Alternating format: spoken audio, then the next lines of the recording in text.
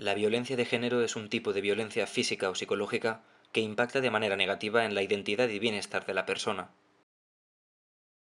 Puede ejercerse a través de asaltos con fuerza bruta, violaciones sexuales, prostitución forzada y explotación laboral, entre muchos otros. En 2012 murieron en España 52 mujeres a manos de sus parejas. La cifra ha disminuido en 9 mujeres respecto al año anterior.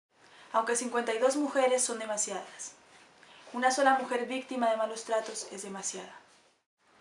Contra la violencia de género no te lo pienses ni un segundo. Denuncia. Actúa. Hazlo antes de que sea tarde. Di no a los malos tratos. Di no a las amenazas. Di no a la violencia de género.